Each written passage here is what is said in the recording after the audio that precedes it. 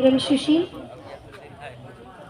લાખો જીવોના તારણહાર નોધારાના આધાર પરમ કૃપાળુ પરમાત્માના ચરણોમાં આ દાસના અનંત કોટી જય ગુરુદેવ, જેમની છત્ર છાયા હેઠળ આજનો આ દિવ્ય પાવન મહોત્સવ ઉજવાઈ રહ્યો છે, એવા પ્રતાપરાવ મહારાજ, અન્ય મહાપુરુષો તેમજ ધર્મસભામાં ઉપસ્થિત સર્વ જિજ્ઞાસુ મુમુક્ષ આત્મી સ્વરૂપી ભાવિક ભક્તોના ચરણોમાં અનંત કોટી જય ગુરુ મહારાજ. આજરોજ આ પાવન ધરાઓ ઉપર પ્રભુ ભક્ત શ્રી શંકરરામ મહારાજ એમના પરિવારજનોના ખૂબ અનન્ય ભાવથી આજે આપણને ખૂબ સુંદર સંતો મહાપુરુષોના દર્શનનો, એમની અમૃતવાણીનો સુંદર લાભો પ્રાપ્ત થયો છે. ખૂબ ખૂબ ધન્યવાદ છે. સંતો મહાપુરુષોએ ખૂબ સુંદર આગળ એમની અમૃતવાણીમાં આપણને ઘણા બધા ઈશારા કર્યા છે. સંતોએ કીધું છે કે સદગુરુ મિલા તો સબ કુછ મિલા और न मिलिया कोई, मात पिता सुधार भगीनी वो तो सबके घर घर होय. गुरु मળી જાય એ જીવનનું મોટામાં મોટું ભાગ્ય છે. જીવનમાં સત્તા, સંપત્તિ, વૈભવ, સંતતિ મળવી એ પ્રારબ્ધના આધારે છે. કદાચ મળી જાય, પણ એના મળવાથી શું? એના મળવાથી આપણા ભવચક્રનો ફેરો ટળતો નથી, પણ સદગુરુની પ્રાપ્તિ થાય ત્યારે જ આ ભવનો જે રોગ છે, જે ભવરોગ છે, એ ત્યારે જ મટે એવો છે. તેવા સદગુરુની પ્રાપ્તિ થવી એ ખૂબ દુર્લભ છે. આપણને સેજે સેજે પ્રાપ્ત થયું છે તો એ આપણા કેટલાય જન્મની પુણ્ય હશે, આપણા માતા પિતાના વડીલોના આશીષ હશે કે જેથી આપણને આવો લાહો પ્રાપ્ત થયો છે. પણ છતાંય સંતો મહાપુરુષોએ આપણને ટકોર કરી છે. આગળ પણ બાપજીએ કીધું હતું કે તમે 10-10 ફૂટના 100 કૂવા કરો તો પાણી ન થાય, પણ 100 ફૂટનો એક કૂવો કરો તો કદાચ એ પાણી થાય ને થાય. બધે જ ફરવાથી સંતો મહાપુરુષો જેને સદગુરુ મળ્યા હોય એને ખબર હોય કે આપણે ગમે ત્યાં ફરીએ પણ આપણને તોલ કરતા આવડવો જોઈએ. ભક્તિનો વિષય એ ઈશારાનો છે, સમજણનો છે. આપણને એ સમજણ સદગુરુના ઈશારાથી જો પ્રાપ્ત થઈ ગઈ તો થઈ ગઈ. પછી ગમે તેટલા ફેરા ફરીએ પણ જો એ લાઈટ ન થાય તો ન જ થાય. કારણ કે ઘણાને એવું હોય કે ઘરમાં લાઈટ ફિટિંગ કરાવી દઈએ એટલે કે અજવાળા થાય જ, પણ લાઈટ ફિટિંગ કેમનું કરાયું છે એની તો આપણને ખબર પડવી જોઈએ ને. કારણ કે ઘણી વખત બંને છેડા ન્યૂટનમાં હોય તોય લાઈટ થતી નથી, બંને ફેઝમાં હોય તોય ન થાય, એક ન્યૂટનમાં એક ફેઝમાં હોય તો લાઈટ થાય. એમ સંતો મહાપુરુષોની આ વાત કંઈક આવી છે કે જેના જીવનની અંદર સમજાઈ ગઈ, એને પછી બીજું કાંઈ કરવાનું રહેતું નથી. આ તો 3 દીકરીઓ હતી. એક બ્રાહ્મણના ઘરની દીકરી, એક પટેલના ઘરની દીકરી અને એક સોનીના ઘરની દીકરી. આ ત્રણેય બેનપણીઓ ભેગી થાય, સ્કૂલે જાય, પાછી આવે, વાતો કરે. જોત જોતામાં ત્રણેય સાથે સાથે મોટી થઈ. ત્રણેયના સગપણ પણ સાથે થયા. એટલે ત્રણેય તમે જુઓ તો આખો દિવસ એમના ઘરવાળાની વાતો કરે. કારણ કે જોયો નથી ને ત્યાં સુધી વાતો વાલી લાગે. ત્રણેય એના ઘરવાળાની વાતો કરે. જોત જોતા ત્રણેયના લગ્ન પણ થઈ ગયા. લગ્ન થઈ ગયા, પિયરમાં આટો મારવા માટે ત્રણેય દીકરીઓ આવી. પાછી ત્રણેય ભેગી થઈ એટલે ત્રણેય વાતો કરે કે મને મારા બાપે લગ્નની અંદર, પેલી પટેલની દીકરી કહે છે કે મને મારા બાપે લગ્નમાં 50 તોલું સોનું આપ્યું. એટલે પેલી બે બ્રાહ્મણની સોનીની દીકરી સાંભળી કે સારું કહેવાય, આટલું બધું સોનું આપ્યું. એટલે પાછી પેલી પટેલની દીકરી બ્રાહ્મણની દીકરીને પૂછ્યું કે તને તારા બાપે કેટલું લગ્નમાં સોનું આપ્યું? એટલે પેલી બ્રાહ્મણની દીકરી કે મને મારા બાપે 30 તોલા સોનું આપ્યું. એનાથી વધારે એમની કેપેસિટી નહોતી, એટલે 30 તોલા સોનું આપ્યું. એટલે પાછી પેલી કે બરાબર, કે સારું કહેવાય, 30 તોલા ઓછું કહેવાય નહીં. આ બંને ભેગી થઈ પેલી સોનીની દીકરીને પૂછે છે કે બેન, તને તારા બાપે કેટલા તોલા સોનું આપ્યું? એટલે પેલી દીકરી ધીમે રહીને કહે છે કે મને મારા બાપે આખો સોની આપ્યો છે. મને સોનું આપ્યું નથી, મને મારા બાપે સોની આપ્યો છે. તમે બધા જે દાગીના પહેરો છો ને, એ તમે ખાલી પહેરો છો, પણ એની પરખ તમને નથી. એ સાચું છે કે ખોટું છે, એ કેટલા કેરેટનું છે, કેટલા ગ્રામનું છે, કેટલા તોલાનું છે, એ જોડાવા તો દાગીના મારા ધણી જોડે જ આવે. એટલે મારે આખો સોની છે, મારે સોનાની જરૂર નથી. એમ બાપ, જેને પરમાત્મા પરખાઈ ગયો, જેને પરમાત્મા નક્કી થઈ ગયો, એને પછી આ કોઈ વાતમાં, આ જે માયાની વાત જે છે એમાં ફસાવાની જરૂર નથી. પણ સોની ઓળખાય એના માટે છે. પરમાત્મા નક્કી થઈ જાય તો પછી આ કોઈ ક્રિયા કરવાની જરૂર નથી. અને નથી નક્કી થયા ત્યાં સુધી કોઈ ક્રિયા ખોટી નથી. કારણ કે પગથિયા ચડતા ચડતા જ આગળ વધાય છે. ધાબુ ત્યારે જ હવાય કે જ્યારે આપણે પગથિયા ચડતા ચડતા ઉપર જઈએ. ડાયરેક્ટ ધાબુ આવતું નથી. પણ જેને સદગુરુ મળી જાય, જેને સોની નક્કી થઈ જાય, એને સોનાની પરખ થઈ જાય, પછી એને ઘાટમાં ભૂલું પડાતું નથી. પણ અત્યારે આપણને બધાને ઘાટવાલો લાગે છે. કદાચ કોઈનો બાપ 2 તોલાનો લગડી લઈને આપે તો તરત દીકરી કહે એ બાપા ભલે ઓછું આપો તો ચાલશે, પણ દાગીનો કરીને આપો. અમારા સાસરીવાળા પૂછે કે શું આપ્યું, તો લગડી દેખાય નહીં, દાગીનો દેખાય. આ દાગીનામાં જ ભૂલ છે. અને દાગીનો એમનામ બનતો નથી. દાગીનો બનાવવા માટે ભેળસેળ કરવું જ પડે. ભેળસેળ હોય તો જ દાગીનો થાય, નહીતર દાગીનો થાય એવો નથી. એમ આ ભક્તિ ભજન એ અનુભવની વાત છે, આ દશાની વાત છે, જીવન જીવવાની વાત છે. આ વાતો કરવાની વાત નથી કે ભક્તિ આમ કરાય, ભક્તિ આમ કરાય, ભક્તિ આ રીતે. ભગતનો કોઈ વેશ ન હોય, ભગતની કોઈ નાત ન હોય, ભગતની કોઈ જાત ન હોય. ભક્તિ તો જીવવી પડે. અને જીવનમાં આવે ને એટલે ખબર પડે. સૂરજ ઉગે એટલે દેખાય કે સૂરજ ઉગ્યો છે, એ પછી કોઈનો ઢંકાયેલો રહેતો નથી. એમ આપણા ઘટડાની અંદર ભક્તિ પ્રગટ થાય એટલે ખબર પડે કે ભાઈ આ ભગત છે. ખાલી પંચિયું નાખવાથી, ચાંદલો કરવાથી, માળાઓ પહેરવાથી ભગત બનાતું નથી. ભક્તિ તો રોમે રોમમાં ભણાવવી જોઈએ, અને એને ભક્તિ કીધી છે. ભાઈ અત્યારે સંતોની આટલી સહજ વાત એ આપણને નહીં ઉતરે. આપણને તો કોઈ ક્રિયા આપે તો સારું લાગે, કોઈ મંત્રો આપે તો સારું લાગે કે ભક્તિ તો કરી પણ કશું નહીં કરવાનું. એ કેવી ભક્તિ?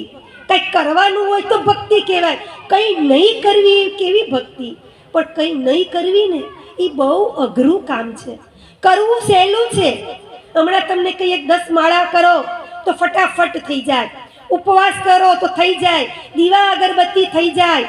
પણ હખણા બેહું જો એ કાંઈ ઉપાધિ છે, રૂપાળા ગાડલા છે, ઉપર મંડપ છે, પણ તોય હખણા નહીં બેસાય. આ અઘરી ભક્તિ છે, સહેલી નથી. પણ જેને સદગુરુ મળી જાય એને ખૂબ સરળ લાગે. અને આ સરળ વાત અત્યારે સંતો આપણને પીરસી રહ્યા છે. પણ આપણા મતે આપણને એમ લાગે કાંઈ નહીં કરવાનું. આ તો એક બસ સ્ટેન્ડની અંદર એક ગાંડો એ બેઠો રહે, એને કાંઈ ઉપાધિ નહીં, આખો દિવસ બેસી રહે. કોઈ ખાવાનું આપે તો ખાય, ને તર કાંઈ નહીં. અને એક એના જેવો બીજો ગાંડો, એ તમે જુઓ તો ખભે કોથળો ભરાવે, હવાર પડે બાટલા વીણે, કોથળીઓ વીણે, કાગળિયા વીણે, પડીકીઓ વીણે, બધું વીણી વીણીને કોથળામાં ભરે. પેલો બેઠો બેઠો, પેલો જે મોટો ગાંડો ને એ બેઠો બેઠો જોવે. એને એમ થાય કે માનો કે ન માનો, સારું લાગે તો મારા જેવો છે, કારણ કે નાત વાળાને તો ઓળખે ને, ઓળખાઈ જ જાય, એ કેવું પડે નહીં. એટલે આ બેઠો બેઠો વિચારે કે માનો કે ન માનો મારી નાતનો છે. તો એક વખત આ કોથળો ભરીને જે ગાંડો નીકળે એની બાજુમાંથી જ નીકળ્યો. એટલે પેલા ગાંડાએ એને કીધું, ભાઈ ઊભો રહે. આ ઊભો રહ્યો કે ભાઈ તું મારી નાતનો છો? એટલે પેલો જોઈ રહ્યો, એને ખબર ન પડી. એટલે કે ભાઈ હું ગાંડો છું, તુંય ગાંડો છો? એટલે પેલો ભાઈ કે હા હુંય ગાંડો છું. તો પેલા જૂના ગાંડો જે આપણે કોથળો લઈને ફરતો હતો એને થયું કે ભાઈ તમે ગાંડા છો તો મારા જેવું કેમ નથી કરતા? હું તો સવાર પડે એટલે કોથળો ભરાવું, અંદર બાટલા વીણું, કોથળીઓ વીણું, કાગળિયા વીણું, પડીકીઓ વીણું, આખો દાડો વીણી વીણીને થાકી જાઉં અને હુઈ જાઉં, તો તમે મારા જેવું કેમ નથી કરતા? એટલે પેલો જે ગાંડો હતો એ કે ભાઈ હું તારી જેમ જ્યારે નવો ગાંડો થયો ને એટલે હું આવું જ કરતો હતો. હું હવાર પડે એટલે કોથળો ભરાવું, બાટલા વીણું, કાગળિયા વીણું, કોથળીઓ વીણું, પણ હું વીણી વીણી થાક્યો છું, જૂનો થયો છું, એટલે ઠરીને બેઠો છું. એટલે હવે હું કાંઈ એવું કરતો, તુંય મારી જેમ વીણી વીણીને થાકી જાય, જૂનો ગાંડો થાય એટલે મારી બાજુમાં આવી બેસી જાજે. એમ બાપ સંતો એમ જ કહે છે કે બાપ અમે આ બધું કરી કરીને થાક્યા, તમે જાણ થાકો એટલે અમારી જોડે આવી બેસી જાજો, જગ્યા ખાલી છે. પણ થાકો ત્યારે આ ભક્તિ ગમશે, ત્યાં સિવાય આ ભક્તિ ગમે એવી નથી. એટલે સંતોએ કીધું છે કે જનેતા મૈયા જન્મજે, ભક્ત દાતાર કાતો શુરો, નહીતર રેજે માં વાંજણી, મત ગુમાવી શરીર કો નુરો. જનેતા બિચારી ક્યાં કરે, જેને પથ્થર પડ્યા પેટ, એક પથ્થર કો ચંદન ચડે અને દૂસરા લાખ અનેક. આ શંકરરામ મહારાજે તમે જુઓ, સંતોએ ઈશારો કર્યો છે કે હે માં તું જન્મ આપે તો કા ભક્તને, કા દાતાને અને કા શૂરવીરને જન્મ આપજે. તો આપણે બધા વિચારો, આપણે કોઈક ને કોઈક માના કુંખે અવતાર ધારણ કરીને આવ્યા છીએ, તો આપણે શું દાતારી કરી શકીએ છીએ? આપણે શૂરવીરતા દાખવી શકીએ છીએ? આપણે શું કરી શકીએ એવા છીએ? એ તો વિચારો. કદાચ આપણી જોડે સંપત્તિ એટલી બધી ન હોય, દાતારી ન થાય તો કાંઈ વાંધો નહીં, જેના જોડે છે એ કરશે. આપણી પાસે બાહુબળમાં કદાચ જોર ન હોય, તાકાત ન હોય અને શૂરવીરતા ન દખવાય તો કાંઈ વાંધો નથી, પણ ભક્તિ તો થાય ને. ભક્તિ દુબળો પાતળો, ગરીબ અમીર, લૂલો લંગડો ગમે તેવાથી થાય, પણ આપણે કરવા તૈયાર નથી. ઘણાને અમે કહીએ, ગામડામાં ભજનમાં જઈએ કે બા હાલો ને ભજનમાં, કે બેન હું ક્યાં ભણેલી છું કે મને ભજન આવડે, અમે તો અભણ છીએ, અમને ભજન આવડે? તો વિચાર કરો કે આપણે ભણેલા નથી તો એ કેટલું બધું આવડે છે. આ ગાળો બોલતા કેવી સરસ આવડે, આમ સડ સડાટ એકી પાહે ચાલુ કરે ને, શ્વાસ લીધા વગર કથી માંડીને જ્ઞ સુધીની આવડે.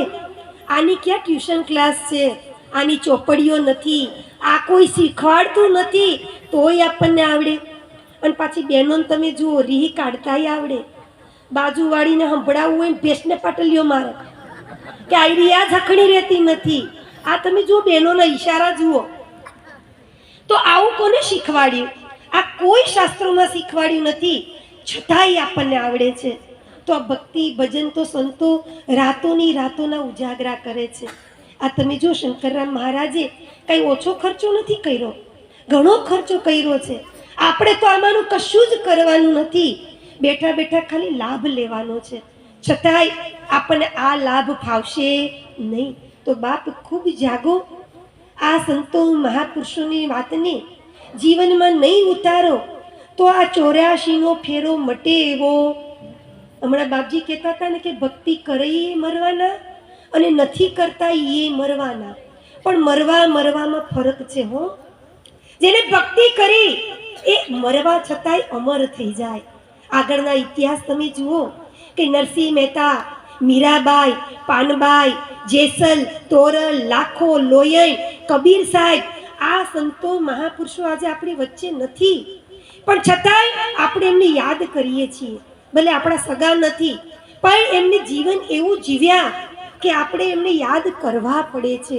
તો આજે નથી, છતાંય અમર છે. અને ઘણા એવું મરે છે કે જેમના પછવાડે કોઈ રોવાવાળું હોતું નથી. તો બાપ, જીવન એવું જીવો કે આપણી પાછળ આપણી કંઈક નામના રહે. આપણી પેઢીઓ આપણા પૂર્ણ પ્રતાપે આપણે જે અત્યારે સુખ ભોગવીએ છીએ, શાંતિ ભોગવીએ છીએ, એ આપણા વડીલોના વાવેલા બીજ છે અને એના છાંયડે આપણે આનંદ કરીએ છીએ. તો બાપ, આપણે એવું કંઈક બીજ વાવતા જાઓ કે આપણી પાછળની પેઢી એનો છાંયડો મળે. બધામાં આપણે વિચારીએ છીએ, પણ આ ભક્તિ ભજનમાં આપણે વિચારતા નથી. પણ આના વગર ક્યારેય મુક્તિ નથી. તો હજી ન જાગ્યા હોય એ હવેળા જાગી જાઓ, કારણ કે આપણને આ અવસર જાગવા માટે મળ્યો છે, ભાગવા માટે નથી મળ્યો. અને સંતો એટલે એક જ લીટીમાં કીધું છે, જાગે જીવલડા ભવસાગરના કાંઠે આવેલું નાવ ડૂબે છે.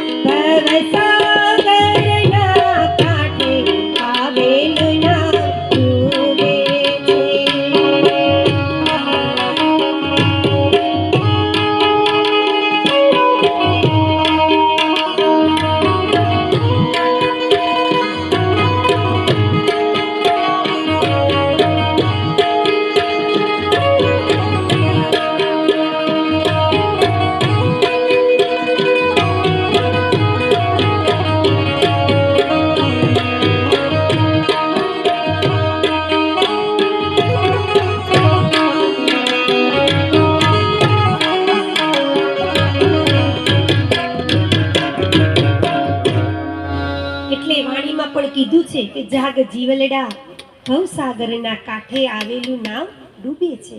આ મનુષ્ય જન્મ એ ભવસાગર તરવા માટે આપણને નાવડું મળ્યું છે. પણ આ નાવડાને જો કોઈ નાવિક મળી જાય, જેમ 25-30 લાખની ગાડી હોય પણ એને ચલાવવા વાળો ડ્રાઈવર ન હોય, તો 30 લાખની ગાડી પણ આપણને અહીંયાથી તે આટલે સુધી લઈ જવા માટે સક્ષમ નથી.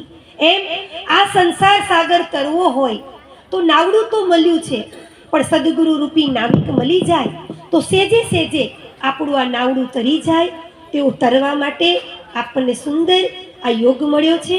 તો આ યોગ આપણાથી ચૂકવાઈ ન જાય, આપણે આમાંથી ભૂલા ન પડીએ એ પહેલાં જાગી જવાની જરૂર છે. આટલું કહી મારી વાણીને વિરામ આપું છું. બોલો સદગુરુ